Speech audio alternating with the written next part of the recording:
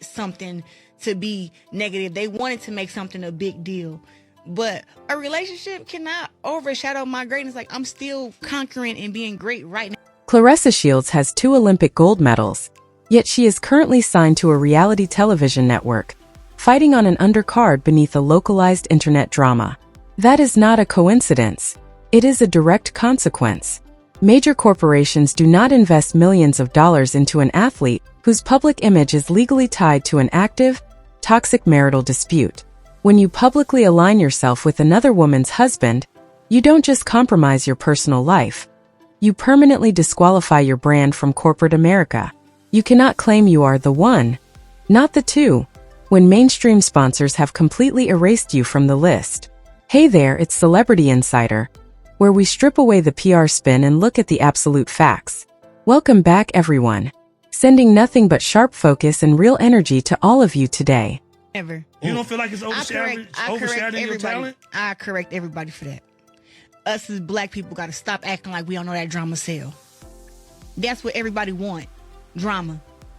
Before there was any of this drama, what did you know about me? I knew about you. Right, but people knew that I was the best at what I did. I had a documentary. I had a biopic. I have a biopic.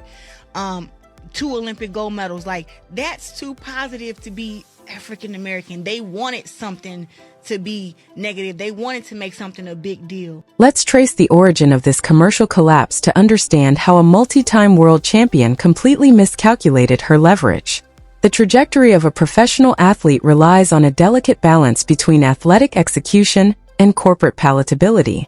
When Claressa Shields captured consecutive Olympic gold medals, the sports industry anticipated the rise of an unprecedented marketing powerhouse.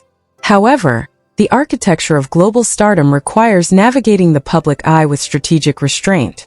Instead of maintaining a clinical focus on the athletic metrics that built her reputation, Shields allowed her professional narrative to become entirely entangled in a highly publicized domestic dispute involving Papoose and Remy Ma.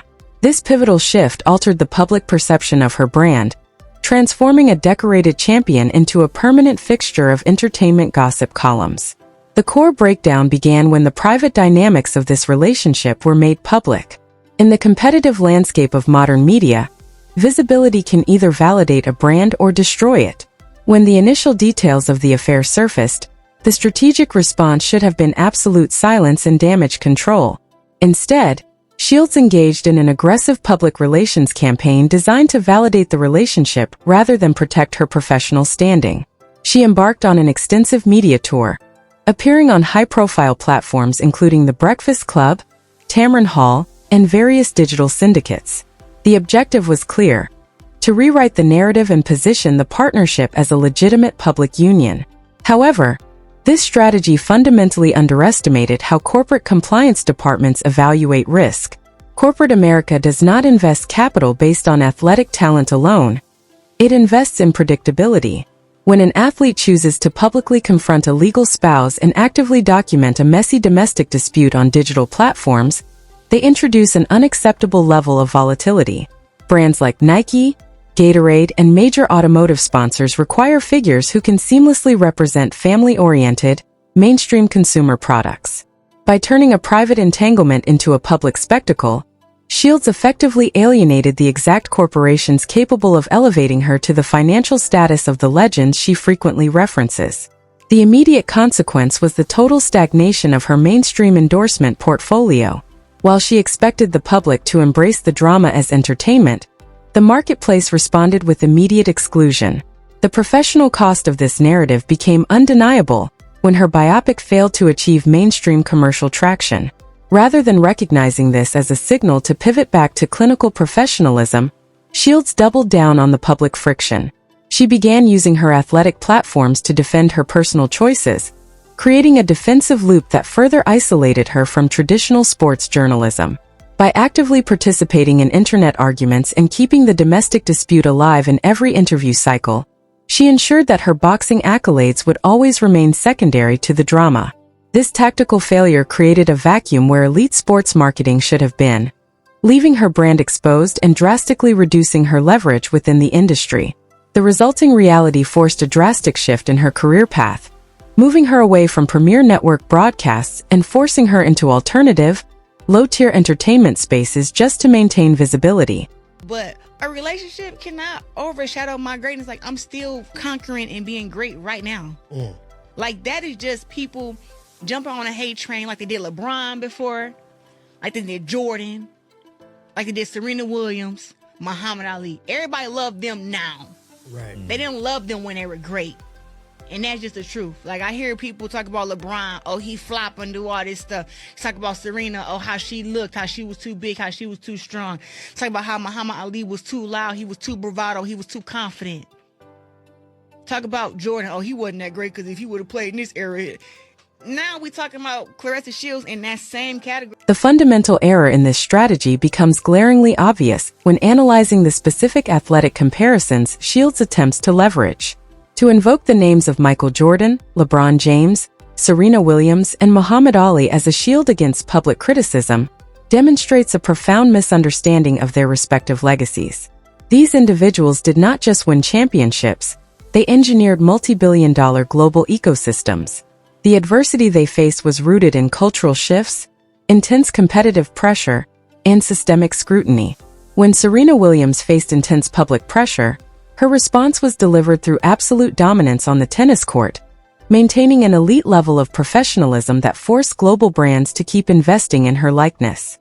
She did not jeopardize her corporate viability by engaging in public domestic disputes or fighting for validation in the entertainment space. Similarly, LeBron James experienced an unprecedented wave of public backlash following his televised departure to Miami. The sports world actively rooted for his failure. Yet, James neutralized the hostility by securing championships, maintaining an immaculate off-court record, and building a pristine family image that corporate giants could safely market to global audiences. The criticism these legends endured was debated on sports networks like ESPN, not dissected on celebrity gossip blogs. By trying to place her current situation in the same category, Shields is conflating elite sports criticism with the direct consequences of poor personal branding. The public isn't executing a coordinated hate train against her athletic ability. The public is reacting to a public relations disaster that she actively fueled. The financial reality of this miscalculation is reflected in her current career trajectory.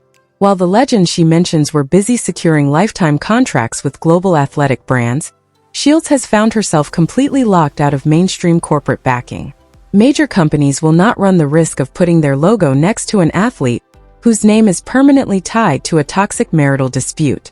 Consequently, the commercial avenues that should be open to a two-time Olympic gold medalist have completely dried up. This lack of corporate support forced a massive downgrade in her professional positioning, leading to a highly publicized partnership with the Zeus Network, a platform built entirely on chaotic reality television drama, rather than elite athletic competition. To transition from the pinnacle of Olympic excellence to the undercard of a reality TV network, just to sell tickets is the ultimate proof of a compromised brand. Shields is currently compromising her athletic credibility to share a platform with internet personalities and reality stars. This is a direct contradiction to her claim of being the one, not the two.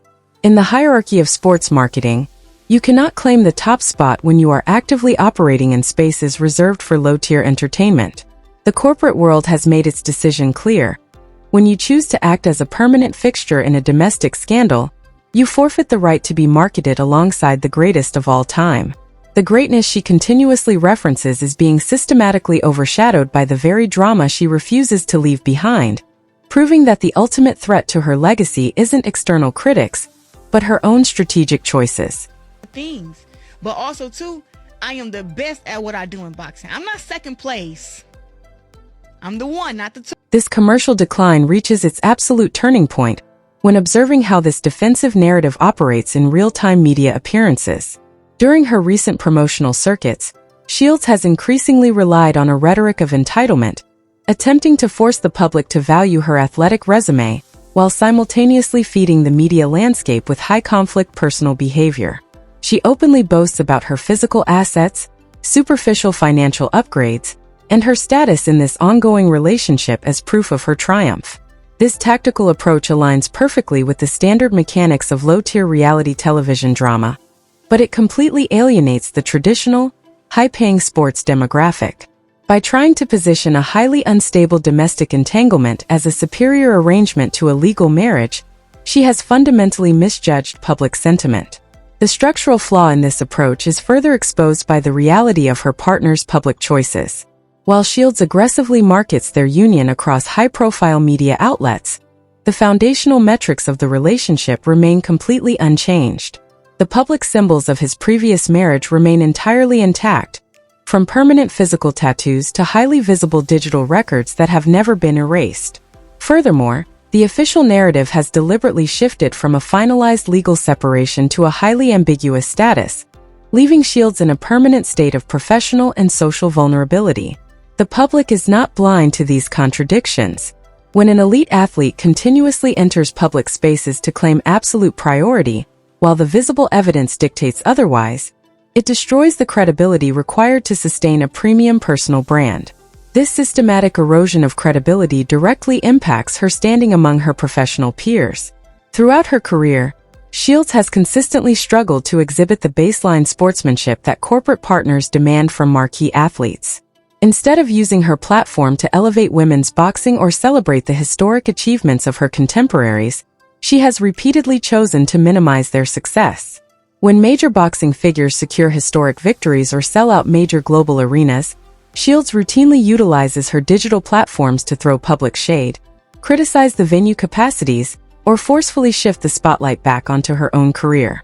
This continuous pattern of hostile behavior proves that her professional isolation isn't a byproduct of external bias, but a direct result of her inability to operate as a respectful, marketable ambassador for the sport. The long-term consequences of these interconnected failures are now fully manifest in her daily operations.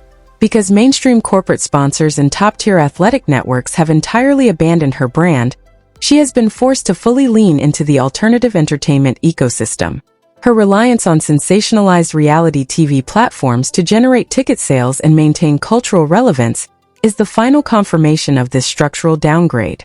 She has traded the prestigious, undisputed legacy of a multi-divisional world champion for the short-lived attention economy of digital gossip. By prioritizing public friction over elite athletic professionalism, she has effectively trapped herself in a defensive loop where she must constantly convince the world of a greatness that her own actions continue to undermine.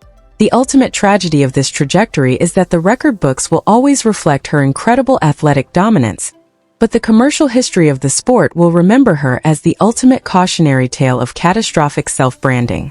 The trajectory of a professional career is never determined by a single event, but by the accumulation of strategic decisions.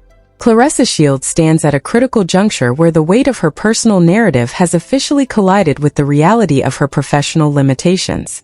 What we are witnessing is not merely a string of unfortunate interviews or misunderstood public statements. It is a clear, data-driven case study in how the abandonment of brand discipline can dismantle a world-class reputation. When you prioritize the validation of a personal drama over the prestige of an athletic legacy, you are ultimately deciding which one holds more importance. The corporate world, the mainstream sports media, and the wider public have collectively signaled that they cannot reconcile the greatness of the boxer with the instability of the public figure. Now, I want to turn this conversation over to all of you, because your perspective is the ultimate barometer for where this narrative goes next. We have analyzed the cold, hard facts regarding brand equity, corporate marketability, and the stark contrast between true legendary status and the current realities of this career path. Do you believe that this damage is reversible? Is it possible for a high-profile athlete to completely reset their public image after becoming so deeply intertwined with the reality TV style scandal? Or has the ceiling on her potential for mainstream endorsement deals been permanently lowered? Are we seeing the final act of a self-inflicted decline? Or is there a pathway to redemption that we are failing to see? Your input is what keeps this channel focused on the truth, away from the PR spin and the manufactured drama. If you found this breakdown of the business of boxing and personal branding insightful, do me a huge favor and hit that like button immediately. Your engagement helps push this analysis to those who appreciate a data-driven look at the industry. Subscribe to the channel and turn on those notifications, because we will continue to monitor these developments